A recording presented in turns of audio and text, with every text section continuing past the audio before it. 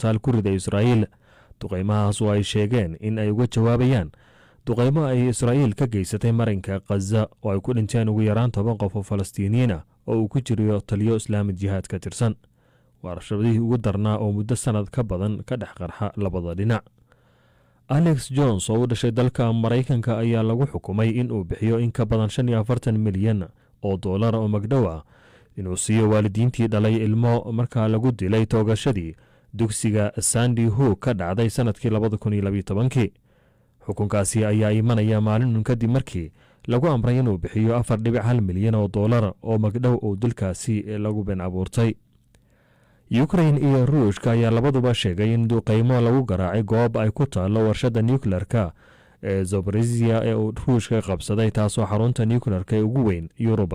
labada dalna midba midka kale ayuu duqeyntaasi ku eedeynaya. muwaadin u dhashay dalka Ruushka oo ku sugan Maraykanka ayaa lagu soo oogay dacwad ah inuu sarifka lacagaha qalaad ee loo yaqaano cryptocurrency oo sharci darro ah uuna luunsaday lacag ka badan 4 bilyan oo dollar oo Bitcoin oo lagu helay faldambiyeed. Alexander Vink ayaa wajahaya eedeymahaasi kadib markii lagu soo gacangeliyey dalka Griiga.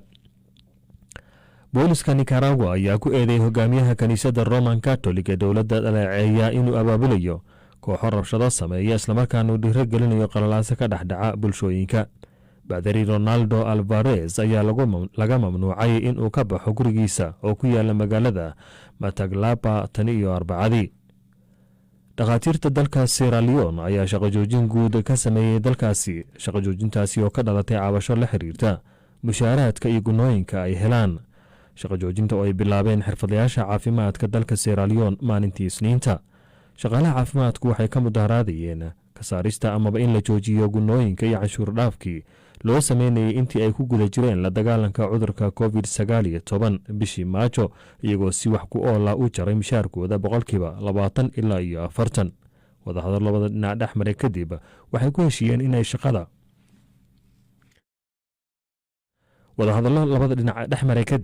heshiiyeen inay shaqada ku soo laabtaan kadib markii ay wasaaradda caafimaadku sheegtay inay kor u qaadi doonto mushaarkooda islamarkaana ay soo saari doonto gunooyin ka caawinaya in ay iska bixiyaan kharashaadka shidaalka.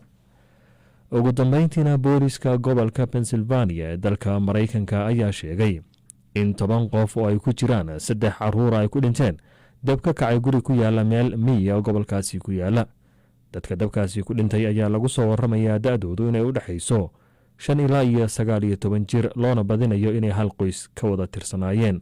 warkii idaacadda subaxnimo waana inta aan dibad kugu celiyo Axmed Nagaashe. aad iyo aad buu mahadsan yahay Cabdiraxmaan Xaaji Cadde oo warkii subaxnimo inoo marinaya ayuu ka sahay dhageystayaal u diyaar garooba qaybaha kale barnaamijka. waata dhegeystayaal sidii aad warkaba ku maqlayseen, kooxda mitidiinta ah ee Falastiiniyiinta Islamic Jihad qaar ka tirsan ayaa gantaalo ku riday dhanka Israa'iil, arrintaasi oo ay kaga falcelinayeen weeraradii cirka ahaa ee diyaaradaha Israa'iil ay ku duqeeyeen marinka Gaza, iyo halkaasna uu sii kordhayo qalalaasaha labada dhinac u dhaxeeya. Israa'iil ayaa weeraradaasi waxay ku dishay 10 qof oo Falastiiniyiin ah oo uu ku jiro taliye ka tirsan ururka Islamic Jihad la yidhaah oo la odhan jiray Taysiir al-Jacbari iyo ilmo yar. mitidiinta ayaa iyaguna waxay sheegeen inay boqolaalka gantaale ay ku rideen ay gaadheen magaalada Tel Aviv iyo magaalooyin kaleba. Axmed Badar ayaa faahfaahinta warkaasi inoo haya. saraakiisha ururka Falastiiniyiinta Islamic Jihad ayaa sheegay in ilaa 100 gantaal ay ku rideen gudaha Israa'iil. waxaa intaa ku dareen gantaaladana ay ku dhaceen meelo ay ka mid tahay magaalada Tel Aviv iyo magaalooyin kale oo gudaha Israa'iil ku yaala. warbaahinta Israa'iil ayaa dhankeeda sheegtay in ilaa 70 gantaal lagu soo tuuray dhanka Israa'iil. qaar badan oo ka mid ah madaafiicdan la soo riday ayaa waxaa qabtay oo ka hortagay gantaalada loogu talagalay in ay ka hortagaan madaafiicda. waxaa la maqlaya dhawqa gambaleelada digniinta iyo kan gawaarida gurmadka degdega. dhanka kale Xamaas oo maamusha marinka Gaza ayaa sheegtay in kooxaha hubaysan ay ku midaysan yihiin dagaalka, isla markaana aysan ka aamusi doonin waxa socda. marsii horeysay diyaaradaha Israa'iil ayaa waxa ay magaalada Gaza ka fuliyeen duqeymahaasi waxaa ku dhintay ugu yaraan 10 qof oo Falastiiniyiin ah. dadka duqeymaha Israa'iil lagu dilay waxaa ka mid ah hogaamiye sare oo ka tirsan kooxda Islamic Jihad oo lagu magacaabo Taysiir Jabari.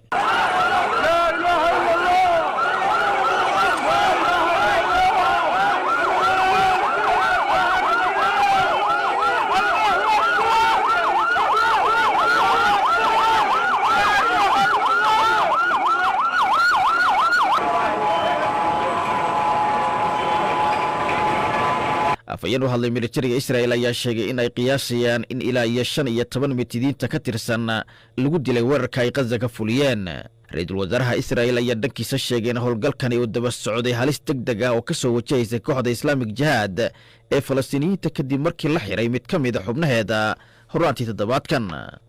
weerarkan ay dadka ku dhinteen Israa'il ay fulisay ayaa yimid kadib markii ciidamada Israa'il ay toddobaadkan xireen Bassam al-Saciidi oo xubin sare oo ka tirsan kooxda hubeysan Islaamic Jihad ee Falastiiniyiinta. arrintan ayaa waxay sare u qaaday cabsi laga qabo dagaal kale oo ay Israa'il ku qaado Gaza 15 bilood kadib dagaal socday muddo bil ah ay ku dhinteen in ka badan 260 qof. aad iyo aad buu mahadsan Axmed Badar oo warbixintaasi inala socodsiinayay dhegeystayaal bal haatan aynu Afrika ku soo noqonay. ciidamada Itoobiya ayaa sheegay in ay khasaare weyn gaarsiiyeen ururka Al-Shabaab ee ay dhowaan ciidamadooda iyo kuwa dagaalyahanadaasi Al-Shabaab ay ku dirireen xuduudda u dhaxaysa labada dal. waxaana ciidamadu sheegeen khasaaraha ay gaarsiiyeen inay ka mid tahay inay dileen in ka badan 800 oo ka mid ah Al-Shabaab, sidoo kalena ay gacanta ku dhigeen ku dhowaad 100 ka mid ah oo ay nolol ku hayaan.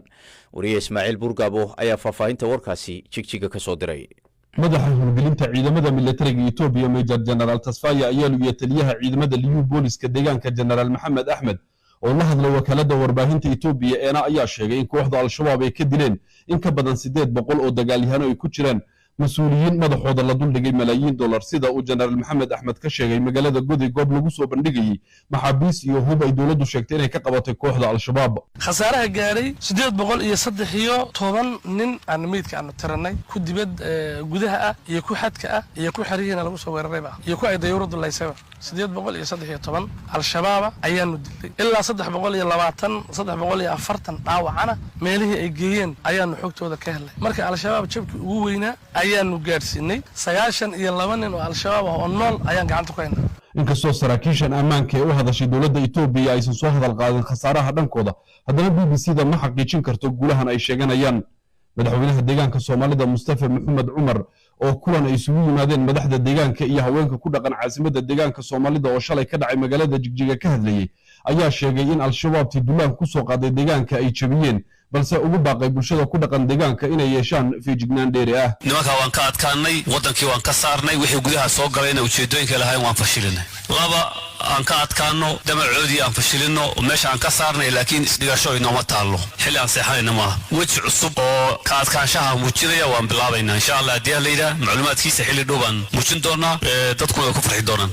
inaan u baahannahay cadowga gudaha ee jiri kara nooci doona ha noqdee inaan feejignaan ka muujino, oo waxaa aad iyo aad ididila noo gelinaysa sida ay dumarku fahanka ay ka muujiyeen cadowgu dhibaatada uu leeyahay. waxaa halkoodii ka sii socda kulamada iskaashiga amniga lagu xoojinayo ee maamulada gobolada dhaca xadka labadiisa dhinac.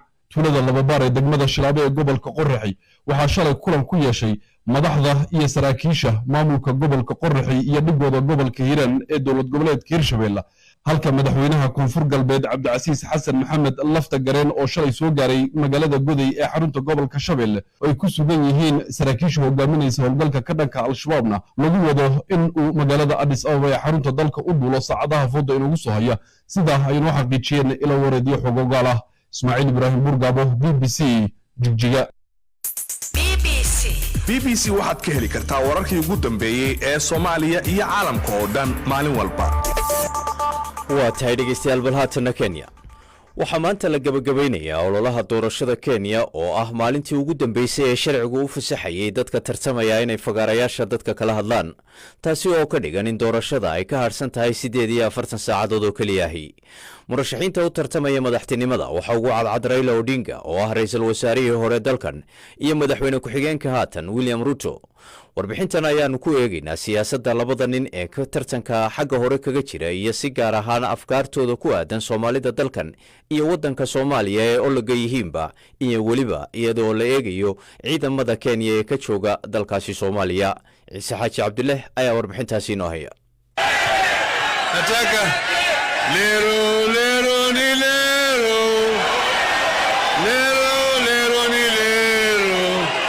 sagaalka bisha Agast sanadkan Kenya waxaa ka dhici doonta doorasho xasaasi oo lagu dooran doono mingolaha deegaanka, xildhibaanada labada aqal, barasaabiyada, senatarada iyo weliba madaxweynaha cusub.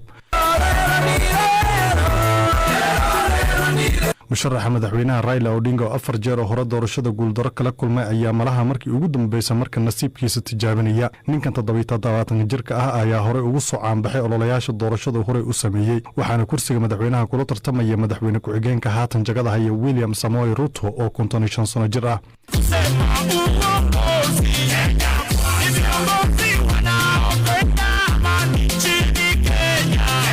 sidoo kale waxaa loolanka doorashada madaxtinimada Kenya qayb ka ah laba musharac oo aan aad loo aqoon. George Wajakoya ayaa dareenka shacabka soo jiitay kadib markii uu soo jeediyay beerashada xashiishka marijuana inuu sharciyeenayo in masaska la dhoofiyo. waxaa sidoo kale tartanka ku jira David Mwaura Wahiga oo ah musharax madaxweyne ololihiisa doorashada wuxuu halka dhig uga dhigay la dagaalanka musuqmaasuqa. labada musharax ee William Ruto iyo Raila Odinga ayay Soomaalida Kenya ku kala qaybsan yihiin cidda ay dooranayaan. haddaba labadan siyaasi weli kama aysan hadal siyaasadooda ku aadan Soomaaliya haddii ay xilka qabtaan, balse waxyaabaha labadooda ay diiradda saareen ka hor doorashada ayaa ah ciidanka Kenya ee ku sugan Soomaaliya. Raila Odinga oo ah hogaamiyaha isbahaysiga Azimio One Kenya Alliance ayaa marar badan afkaartiisa ku aadan Somaliland in la aqoonsado soo bandhigay. haddii aan dib u milicsano mar uu khudbad ka jeediyay xarunta cilmiga ee Chatham House ee dalka Ingiriiska ayaa Raila Odinga waxa uu sheegay inuu aaminsan yahay in la gaaray xilliga midowga Afrika iyo qaramada midoobaba ay aqoonsan lahayd Somaliland.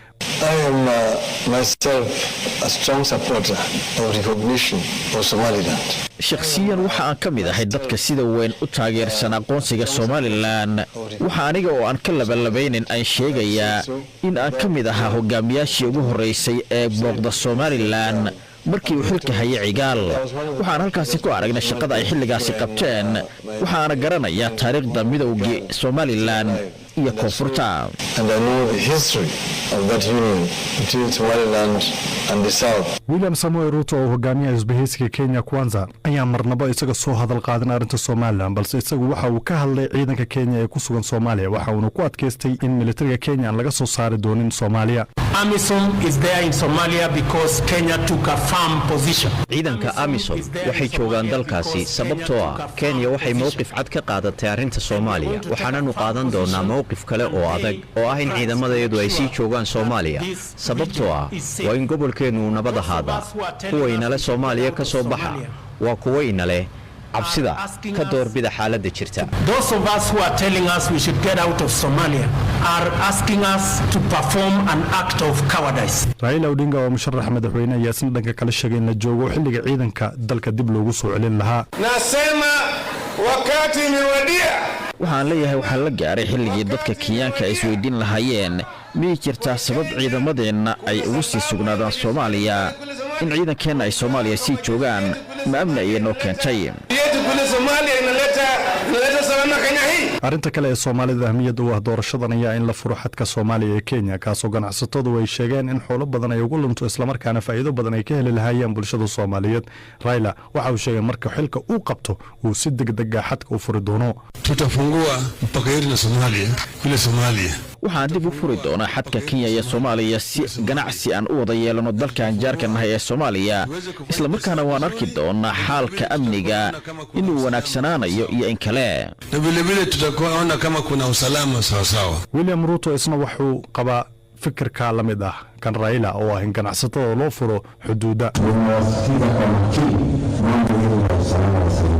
aad baan idiin dhageystay markii aad ka hadlayseen arrinta ku saabsan nabadgelyada iyo xadka in la furo iyo in ganacsigu uu wanaagsanaado oo xadka la furo. marka kolka aan amniga ka shaqayno waa arrin muhiima in xadka la furo. si kastaba 2 maalmood ayaa ka harsan doorashadan dalka Kenya, iyadoo maantana ay tahay maalinka ugu dambayso ee ololaha doorashada ee dalkani Kenya. Ciise Xaaji Cabdulle, BBC, Nairobi. wararka doorashada Kenya in weli ku jirnay daayirta markii ugu horeysay iyaguna codkooda ka dhiibanaya doorashooyinka Kenya oo sanadkan oo kaliya qaan gaaray oo haatan codkooda dhiibanaya ayaa waxa kamid ah Ilhaan Cabdilaahi Maxamed iyo Cabdirasaaq Cadaawe Xuseen oo kamid ah dhalinyarada markii ugu horeysay sida aan carabka ku dhuftay codkooda ka dhiibanaya doorashadan guud ee salaasada ka dhici doonta dalkan Kenya. waxaanay ku sugan yihiin magaalada Mombasa oo ay ku nool yihiin. waxaanay halkaasi ugu warameen wariyaha BBC-da Cabdifataax Ibraahim Cagayare oo markii hore weydiiyay Ilhaan bal inay cabirto dareenkeedu sida uu yahay. waan faraxsanahay maadaama waxayna kala tusaysaa inaan weynaane oo haddana qofkaan rabno aan dooqan rabno aniga keliga istaajisan karo. maxaa adiga kugu dhaliyay in doorashadan aad isu diiwaan geliso oo aad codkaaga dhiibatid? dareen aan dareemay inaan qof weyn noqday inaan qofka alla qofkaan rabno aad dooran karo balan ma jirto laakiin waxaan dareemay inaan si qaasatan u dooran karo waayo danteyda anaa tafirsanaya. cid inta kuu timid kugu dhiirigelisay oo ku tiri ilaaba kaarka codbixinta qaado ina coday ma jirto? maya ma jirto. waa tahay cabdirasaaq daawe adigana dareenkaaga bal ka war. dareenkayga zaa'id aan faraxsanahay maadaama aan markayga ugu horeysa ay tahay codkii inaan meesha aan doono aan ka dhibto. markaad qaadanaysay kaarka codbixinta maxaad ka soo martay? qaabkii IBC-ga ay keeneen shuruucda in laga raaco qofku hadduu haysto ID-giisa hadduu gaaray waqtigiisa inuu guusto laakiin wax caqabada aan kala kulmay meesha ma jirin si fudud aan u qaatay ID-ga codaynta. adigana ilhaanay dhibaato waxaasna ma arkin yacni voodka si fudud aan ku qaatay meeshaan rabana ugu qaatay. maxaa kugu dhaliya horta sanadkan inaad codkaaga dhiibatid? waayo chancekaas haddaaba helay ID-gii inaan codkaygii bixino qofkaan rabo aan istaajisado danta igu qasbayso. inaad codkaaga dhiibato oo keliya doonaysaa mise wax kale oo kugu riixayaa jira? maya codkaygii le inaan dhiibto le u istaagsanya. bal aan ku laabto cabdirasaaq cadaawa. cabdirasaaqow kaarkii baad soo qaadatay markaad kaarka soo qaadatay kadib ma lagu baray qaabkaad u codanaysa? ilaa iyo hadda qof oo meelna wada geeyey ama goobtii iidii aan ku goostay ilaa hadda qof sidii loo codayn lahayna bari lahay muusan jirin laakiin habmaamuuskii u yaalo IBC-ga internetyada meel waliba iyo TV-ga laga daawan karaa saasaan u wada baranay haddana waan yaqaanaa sidii loo dooran karo. adigaa isku taxallujiyey marka inaad isbartid qaabka aad u codan lahayd? haa anigaa isku taxallujiyey laakiin dowladdana juhdigaas way gelisay balse wakhtigii muusan munaasabin laakiin meelo kala duwan ee ciwaankooda aan kala xiriiray saasaan u bartay. aan ku laabtay ilhaan qofka aad doonaysid inaad codkaaga siisid maxaad ku dooranaysaa? kulley waxyaalo badan waan ka fiiriyay siduu u hadlayo siduu nala rabo sanadooyinka imaani doonaan wuxuu samayn rabo wuxuu noo sheegay iyo planku asaga haysto waxyaalaha ku qaban rabnaa aragne waana zaa'id aan u fiirine waa muddo. laakiin siyaasiyiinta inta badan markay hadlayaan waxay soo bandhigaan ballanqaadyo aad u tira badan marka ma kula tahay in ballanqaadyadaas ay ka soo bixi karaan? ilaaha og taas horta allahu aclam laakiin aniga sidaa ula rabno waa iyagana ballanqaadyaasha naga qaadeen kulley inay noo oofin doonaan aan u filinayna insha allah. aan cabdisaaq ku laabto. cabdisaaqow markii aad kaarka heshay oo aad ogaatay inaad codayn kartid sanadkan baartay xogta ku saabsan sida loo codeeyo maalinta doorashada markii la gaaro dabcan dad baa maskaxda kaaga jira ilaa midka ugu hooseeya ilaa midka ugu sarreeya dadkaas maxaad ku dooranaysaa? horta midda koowaad doorashada haddii wakhtigeeda u imaado mustaqbalka 5 sano inaad ka fikirtid waay qofka aad codkaaga aad siinayso waa inaad ka fikirtaa muxuu kuu qaban karaa muxuu kusoo kordhin karaa communitiga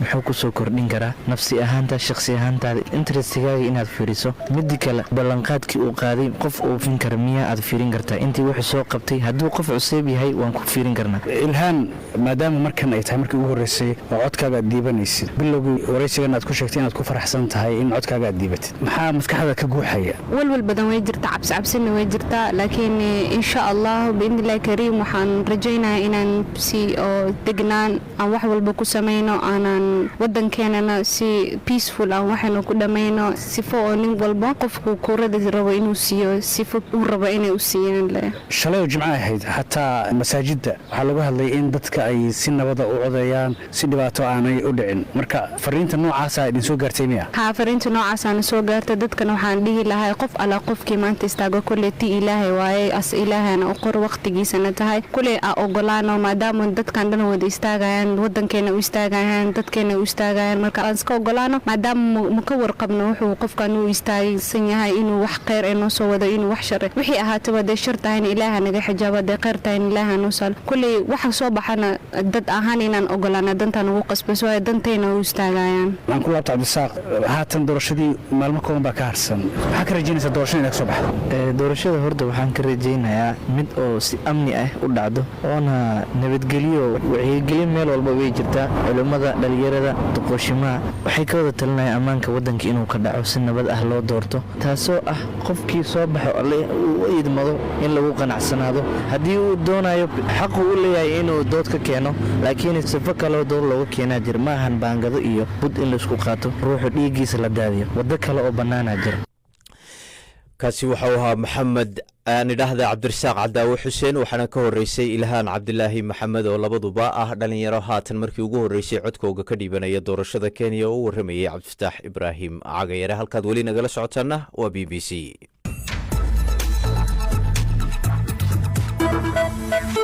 kala soco bbcsomali.com waxyaabaha ka dhacaya magaaladaada dalka guud ahaan bariga afrika iyo caalamkaba. barta bbcsomali.com waxaa ka go'an inay kuu soo gudbiso musawirka dhabta ah ee dhacdooyinka maalin walba iyagoo oo maqaliya muuqaalba leh. warbixinnadii ugu dambeeyey waraysiyo iyo falanqaynta dhacdooyinka ugu waaweyn bbcsomali.com waxay kuu soo gudbinaysaa arrimaha ka taagan caalamka isla markaa ay dhacayaan.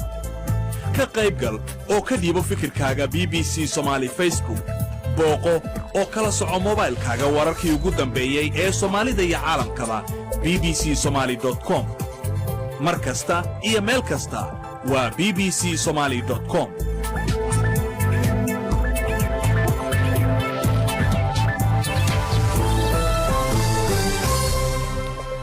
waa tahay dhegeystayaal weli wararkii doorashada kenya ayaynu ku jirnay.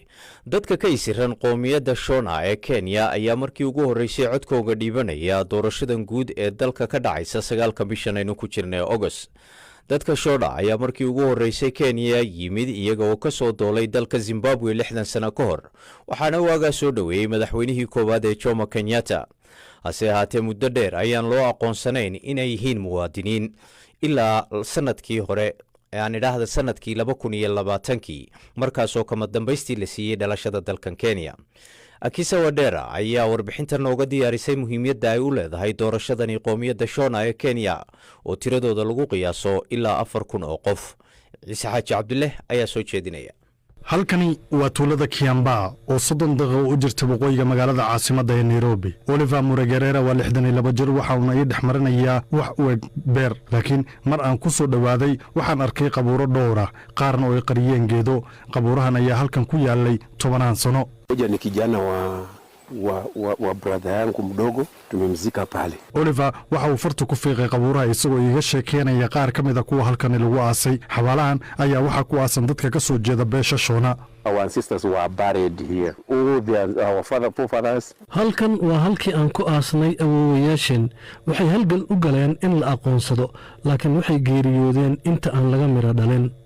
They see this freedom which we have now. Oliver waxa uu ku dhashay dalka Kenya balse waxa uu markii ugu horeysay ka qayb galaya doorasho isaga iyo ilaa 1,000 qof oo kale oo ka tirsan bulshada Shona kuwaas oo isu diiwaan geliyay in ay codayaan oo ay qaataan kaarka aqoonsiga. It was like a child being born again. waa sidii ilmo yar oo mar kale dhashay waayo waxaan ku jirnay qol mugdi ah oo maalintaasna laga soo saaray. hore siyaasiyiintu uma imaan jirin in ay waxna weydiistaan bacdama ay ogsoonayeen inaynan kaararka aqoonsiga lahayn laakiinse maadaama nala aqoonsaday waxay iminka naga baryayaan inaan u codayno. By the time we were recognized they started coming to us. Rudo Simon Chiweshe waa hooyo leh 7 caruur waxayna sidoo kale ka mid tahay beesha Shona. waxaan kula kulannay kaniisad inta badan dadka Shona ku cibaadaystaan Sabtida. waxay xiran tahay maro cad. Rudo sidoo kale waxay dhawaan heshay aqoonsigeeda.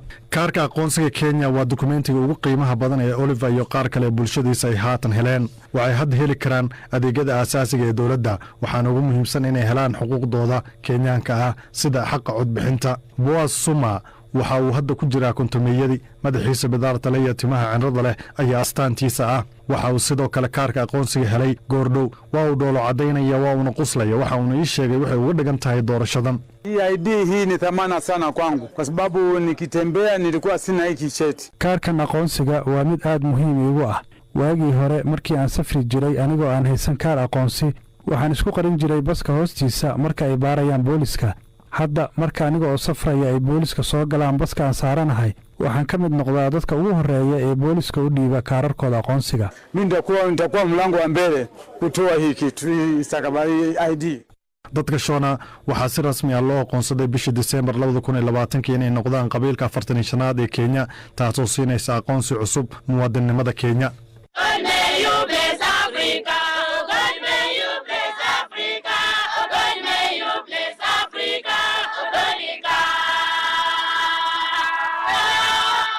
xaqulahaanshaha codbixinta ma ah faa'iidada keliya bulshadani hadda ku naaloonaysa waxa ay ka soo gudbeen caqabado kale oo ay ka mid yihiin dhibaatooyinka booliska helitaan la'aanta adeegyada dowladda waxbarasho la'aanta carruurtooda iyo sidoo kale daryeel caafimaad inta badan xubnaha bulshada shona waxay dareemayaan in noloshu in ay hadda bilaabatay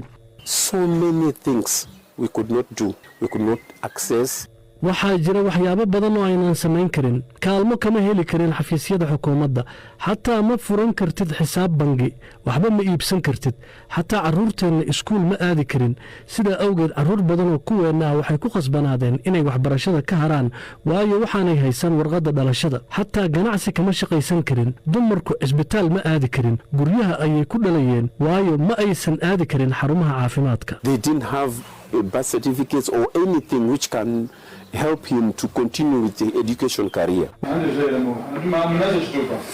waxay sugaanba in ay kaarka aqoonsi karaan haatan waxay si dareen leh u sugayaan inay codkooda dhiibtaan maalinta codbixinta maalinta codbixinta dadkoo dhan way fahmi doonaan inaan ahay qof markii ugu horraysay codaynaya sida oo ay tahayna waxaa qasab igu ah inaan codeeyo rajada ay ka qabaan doorashadan ayaa weli ah mid aad u saraysa maadaama ay rajaynayaan mustaqbal wanaagsan ugu dambayntiina waxay Kenya dhihi karaan waddankooda waa tahay warbixinta ciisena la socodsiinayay inta aynu ku dhaafnay haddii aynu eegno wararkii ciyaaraha waxaa ugu dooroon in kooxda Barcelona ay weli wada hadallo kula jirto kooxda Chelsea oo ay doonayso inay kala soo wareegto ciyaartooyga Marcos Alonso la yiraahdo ee u dhashay dalka Spain oo ay doonayso in ay ku soo wareego kooxdooda kooxda Crystal Palace ayaa iyadana waxa ay warar ku sheegayaan inay xiiseynayso in ay la soo wareegto Aaron Wan-Bissaka oo 24 jir oo haatan u ciyaara kooxda Manchester United intaas ayaanu dhageystayaal ku soo gabagabeynayna idaacaddii subaxnimo waxay noo ballanaa labada duhurnimo inta ka horeysa sidaas iyo nabadgelyo